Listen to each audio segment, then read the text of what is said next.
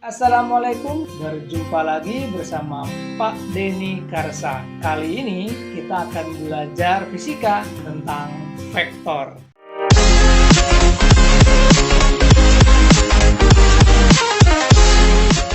Pada pertemuan sebelumnya, kalian sudah menguasai materi tentang besaran, satuan, dan pengukuran. Untuk memahami vektor, mari kita perhatikan penjumlahan beberapa besaran fisika berikut. Yang pertama, besaran massa. Contoh 2 kg benda ditambah 6 kg, maka totalnya menjadi 8 kg. Kemudian misalkan ada volume 10 liter ditambah 10 liter, maka hasilnya pasti menjadi 20 liter. Lalu waktu misalkan 1 jam ditambah 30 menit, maka hasilnya menjadi 1,5 jam. Lalu bagaimana dengan besaran lain, yaitu gaya? Contoh, sebuah benda diberi gaya ke arah kanan sebesar 4 Newton. Lalu ada gaya kedua yang bekerja ke arah kanan sebesar 2 Newton. Maka total gaya yang bekerja pada benda tersebut itu menjadi 2 Newton ditambah 4 Newton sama dengan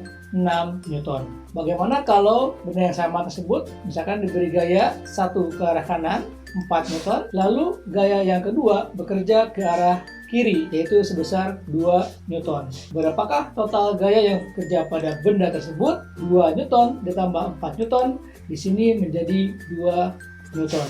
Kenapa berbeda? Padahal sama-sama 2 Newton ditambah 4 Newton. Berbeda dengan yang tadi ketika massa, volume, dan waktu. Pada besaran gaya, selain kita perhatikan nilainya 2 dan 4, tetapi juga kita harus perhatikan kemana arah gaya tersebut. Sebagai contoh, misalkan benda lain diberi gaya 4 Newton ke arah kanan, lalu 2 Newton ke arah miring seperti ini. Bagaimana? Berapa nilainya 2 Newton tambah 4 Newton ini? Apakah 2 atau 6? Nah, maka jumlahnya akan berbeda nilainya tergantung dari arahnya juga. Berdasarkan contoh tadi, maka kita dapat mengelompokkan besaran fisika menjadi besaran yang memiliki nilai dan arah yang disebut sebagai besaran vektor. Contohnya seperti tadi gaya, dan posisi, kecepatan, percepatan, dan lain-lain. Dan juga ada besaran fisika yang hanya memiliki nilai yang disebut sebagai besaran skalar, seperti suhu, massa, waktu, dan lain-lain.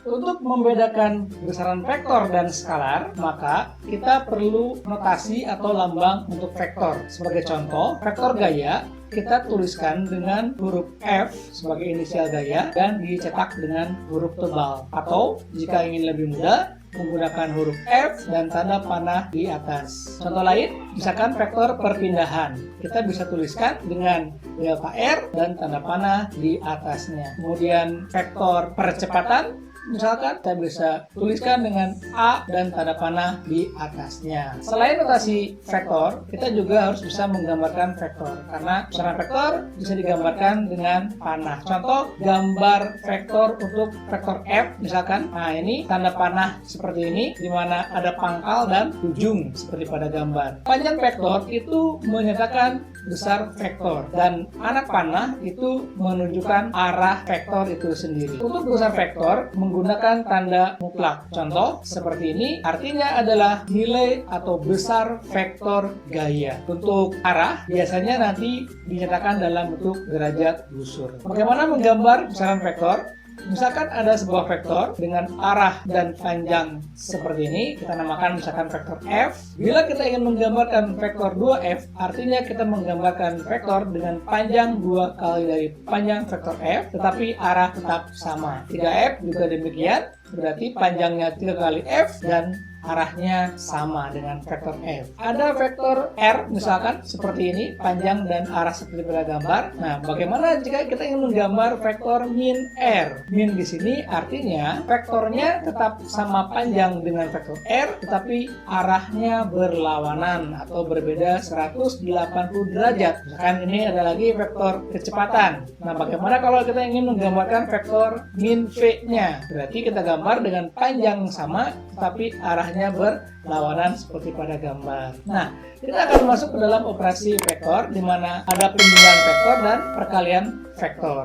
Tapi di video ini kita hanya akan membahas tentang penjumlahan vektor saja. Menentukan vektor resultan atau penjumlahan vektor itu ada dua metode, ada metode grafis dan ada metode analitis. Metode grafis itu adalah dengan menggambar dan diukur, sedangkan untuk analisis artinya kita hitung dengan menggunakan matematik. Untuk metode grafis itu ada metode segitiga, ada metode jajar genjang, dan ada metode poligon. Sedangkan untuk analitis kita akan gunakan rumus kosinus dan penguraian atau komponen vektor.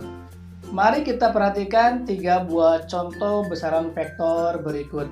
Misalkan kita punya vektor A dengan arah ke sumbu X positif atau 0 derajat dengan panjang 2,5 cm. Lalu vektor B dengan arah 120 derajat dan panjang 3 cm. Kemudian vektor C dengan arah 25 derajat dan panjang 2,2 cm. Bagaimanakah resultan vektor A plus vektor B plus vektor C dengan menggunakan metode grafis? Kita punya 3 buah vektor A, B, dan C. Kita akan menggunakan metode grafis. Yang pertama kita gunakan metode segitiga. Metode segitiga ini menjumlahkannya 2 vektor, 2 vektor. Jadi kalau menjumlahkan vektor A tambah vektor B tambah vektor C, kita tambahkan dulu vektor A dan vektor B. Lalu hasilnya kita tambahkan dengan vektor yang C. Sekarang kita gambarkan vektor A tambah vektor B dengan cara segitiga. Kita gambar dulu vektor A-nya, lalu kita gambar vektor B dengan meletakkan pangkal vektor B di ujung vektor yang A. Nah, maka hasilnya tarik garis dari pangkal vektor A ke ujung vektor B. Maka didapatlah vektor A tambah vektor B. Karena bentuknya segitiga, maka namanya metode segitiga. Lalu vektor A tambah vektor B ini tambahkan dengan C dengan cara yang sama. Kita letakkan vektor C di ujung vektor A plus vektor yang B. Sehingga didapatlah hasilnya. Tarik garis dari pangkal A plus B menuju ujung yang C. Didapatlah hasil resultan vektor A plus B plus C. Lalu bagaimana dengan metode jajar genjang? Sama dengan segitiga, metode ini pun harus 2 vektor, 2 vektor. Sehingga kita jumlahkan A plus B terlebih dahulu. Dengan menggambarkan vektor A, kemudian vektor B-nya, pangkalnya sekarang disimpan di pangkal vektor A. Sehingga pangkal kedua vektor berimpit. Lalu gambarkan proyeksi vektor B di ujung vektor A, yaitu garis putus-putus yang panjangnya sama dan arahnya sama. Kemudian vektor A juga sama gambar proyeksinya di ujung yang B. Hasilnya tarik garis dari pangkal yang berimpit tadi ke perpotongan proyeksi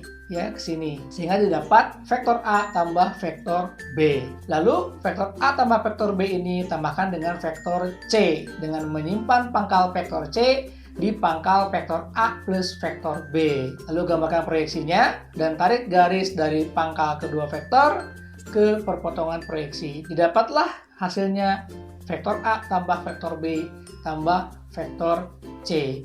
Karena bentuknya jajar genjang, maka namanya metode jajar genjang. Nah, yang ketiga yaitu metode poligon. Ini lebih mudah dan lebih cepat untuk vektor yang banyak. Misalkan vektor A tambah vektor B tambah vektor C bisa kita langsung jumlahkan dengan cara hampir sama dengan cara metode segitiga, yaitu gambarkan dulu vektor A, kemudian gambarkan vektor B dengan meletakkan pangkal vektor B di ujung vektor A.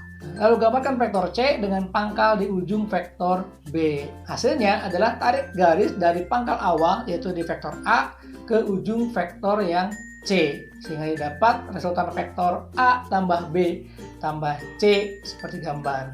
Nah, setelah kita menggambar baik dengan metode segitiga maupun metode jajar genjang ataupun dengan metode poligon tersebut, bagaimana menentukan nilai dan arahnya? Untuk nilainya, kita ukur saja panjang dari vektor resultan A plus B plus C tersebut menggunakan penggaris ya. Contoh yang ini kita dapatkan 4,2 cm. Lalu untuk arahnya kita ukur juga vektor resultan A plus B plus C ini terhadap sumbu X positif. Contoh yang ini kita namain alfa, maka didapat alfa ini sebesar 45 derajat ya. Jadi vektor resultan vektor A tambah vektor B tambah vektor C adalah panjangnya 4,2 cm sebagai nilainya dan sudut 45 derajat terhadap sumbu X positif sebagai arah dari vektor resultan A plus B plus C tersebut. Demikian cara menentukan nilai dan arah dengan menggunakan metode grafis.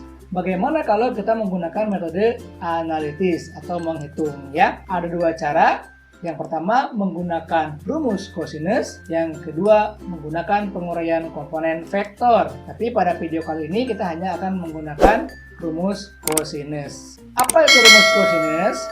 Contoh, misalkan kita punya dua buah vektor. Vektor A tambah vektor B. Ini membentuk sudut sebesar theta. Nah, maka berapakah nilai dari vektor resultan? Kita namain R ya.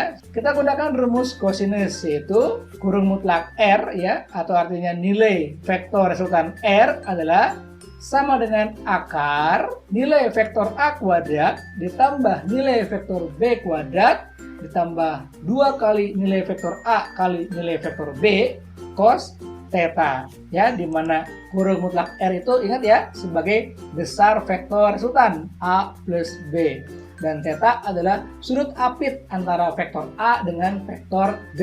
Bagaimana untuk menentukan arahnya? Ya, kita lihat lagi gambarnya. Vektor A tambah vektor B, kita dapat vektor resultan R adalah ini ya, kita gambar R. Nah, untuk arah kita hitung, misalkan kita namain sudutnya beta. Beta ini adalah salah satu sudut di dalam sebuah segitiga RBA ini, di mana ada sudut alfa dan gamma di dalamnya. Jadi ada 3 buah sudut, alfa, beta, dan gamma. Dalam matematika, perbandingan panjang sisi terhadap sin sudut di depannya itu adalah sama untuk ketiga sisi segitiga ini. Dengan aturan itu, maka kita akan gunakan dalam menentukan arah vektor resultan R ya, yakni beta ya kalau di sini. Maka kita gunakan aturan sinus nilai vektor A ya dibagi dengan sin sudut di depannya yaitu alfa akan sama dengan nilai vektor B dibagi dengan sin sudut di depannya yaitu beta dan akan sama dengan nilai vektor R dibagi sin sudut di depannya yaitu gamma. Seperti ini. Inilah aturan sin yang akan kita gunakan untuk menentukan arah vektor resultan R. Maka dengan aturan kosinus ini kita sudah bisa menentukan nilai dan arah vektor resultan R. Nah, untuk membantu semakin memahami bagaimana menggunakan metode analitis, mari kita lihat pada contoh soal berikut. Evan dan Jamal bersama-sama menarik sebuah peti dengan tali masing-masing. Evan menarik dengan gaya 600 Newton dan Jamal menarik dengan gaya 800 Newton. Bila tali Evan dan Jamal membentuk sudut 60 derajat, tentukan besar dan arah vektor resultan gayanya. Kita gambar dulu vektor gaya Evan dan Jamal ya untuk ilustrasi. Misalkan seperti ini petinya, kemudian diberi gaya FE ke arah kanan dan FJ sehingga arahnya membentuk sudut 60 derajat. Nilai FE 600 Newton dan FJ 800 Newton. Resultan vektor gaya adalah R sama dengan FE ditambah FJ. Nah, bagaimana besar vektor resultan gaya R ini? Nah, untuk besarnya kita gunakan rumus kosinus. Nilai mutlak R sama dengan akar nilai FE kuadrat ditambah nilai FJ kuadrat ditambah 2 kali nilai FE kali nilai FJ cos theta. Kita masukkan nilai FE-nya 600 kuadrat ditambah 800 kuadrat ditambah 2 kali 600 kali 800 cos 60 derajat. Maka didapat akar 360.000 ditambah 640.000 ditambah 960.000 kali setengah. Ini adalah cos 60 derajat setengah. Bagi Anda yang belum tahu nilai cosnya, gunakan kalkulator saja ya. Sehingga didapat R sama dengan akar 360.000 ditambah 640.000 ditambah 480.000 menjadi akar 1.480.000 Newton. Dengan bantuan kalkulator kita dapatkan nilainya sebesar nilai R adalah 1216,6 Newton.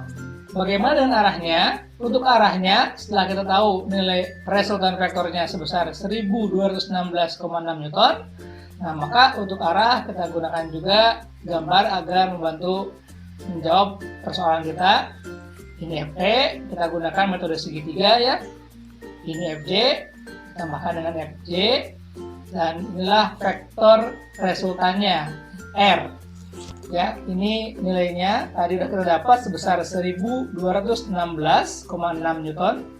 Dan sekarang arahnya. Yang dimaksud dengan arah itu adalah ini ya, theta ini berapa terhadap sumbu X positif ya, atau di sini pas dengan terhadap vektor FE. Untuk mengetahui berapa theta, karena ini adalah sudut dalam sebuah segitiga, maka kita gunakan aturan sin dengan syarat kita tahu minimal satu sudut di antara dua sudut ini ya, baik yang ini ataupun yang ini. Nah, dari soal kita tahu bahwa FJ itu sudutnya 60 derajat. Dengan demikian kita akan tahu nilai ini berapa, yaitu 120 derajat. Nah, karena kita sudah punya sudut yang diketahui, maka kita gunakan ini untuk mencari nilai sudut theta dengan menggunakan aturan sin, di mana nanti nilai R dibagi sin 110 derajat, karena theta depannya vektor FJ, maka nanti ini nilai vektor FJ dibagi sin theta. Maka arah vektor resultan gaya R adalah FJ per sin theta sama dengan nilai R per sin 120 derajat. Lalu kita kali silang ya, sehingga sin theta sama dengan nilai FJ dikali sin 120 derajat dibagi R. Sin theta sama dengan FJ-nya 800 Newton. Kemudian sin theta itu adalah setengah akar 3 ya. Kalau Anda belum tahu ini cukup pakai kalkulator ya. Sin 120 derajat adalah setengah akar 3 dibagi R. R-nya 1216, sehingga kita hitung menjadi sin theta sama dengan 0,569. Nah, ini adalah sin theta. Berarti theta adalah, maka sinnya pindah ruas ke sini menjadi sin pangkat min 1 atau disebut juga arcsin. Jadi 0,569. Bagaimana mencari nilai ini? Ini maksudnya adalah sudut berapa yang nilai sinnya 0,569. Dengan bantuan kalkulator kita dapatkan tetanya adalah 34,68 derajat. Jadi besar vektor resultan gaya R adalah 1216,6 Newton ya, dengan menggunakan rumus kosinus, dan arahnya membentuk sudut 34,68 derajat terhadap vektor gaya FE ya. Demikian pembahasan soalnya. Video kali ini mudah-mudahan membantu dan bermanfaat. Assalamualaikum warahmatullahi wabarakatuh.